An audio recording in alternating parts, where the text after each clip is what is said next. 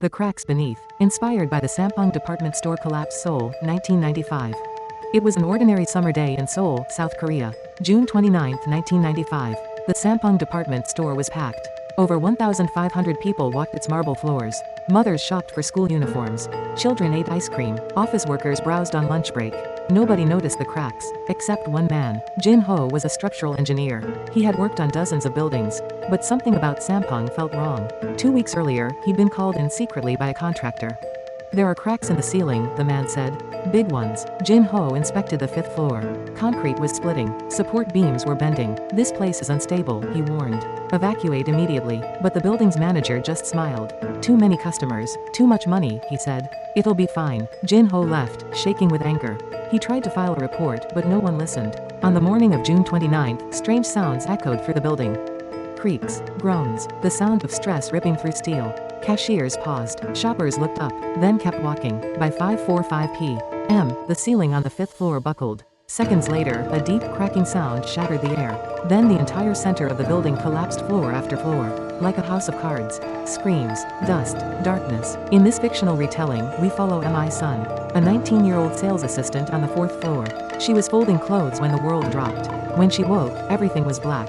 She couldn't move her legs. Concrete pinned her to the floor. Somewhere nearby, someone was crying. "Is anyone there?" Mi Sun whispered. "I'm here," a weak voice answered. "I can't see." For hours then days they waited. They drank from leaking pipes. They tapped on metal. One by one, the voices faded. Rescue teams worked day and night. Hundreds were saved, but hundreds more were buried.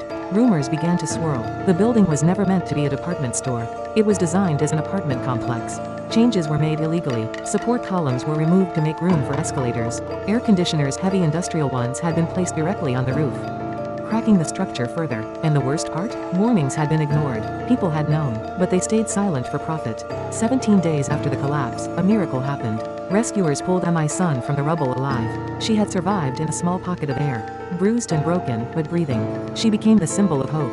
But behind her eyes was something else. She had heard everything. The groans, the cracks, the silence before the fall. And in the darkness, she had heard footsteps long after the building collapsed. Someone had been there, watching, waiting, and then gone. Current situation as of 2025. The Sampoong department store collapse killed 502 people and injured over 1,000. It remains one of the deadliest modern building collapses in history. Investigations revealed massive corruption and illegal construction changes. Key executives were jailed, but many believe the punishment did not match the crime. The site is now a memorial and park, honoring the victims.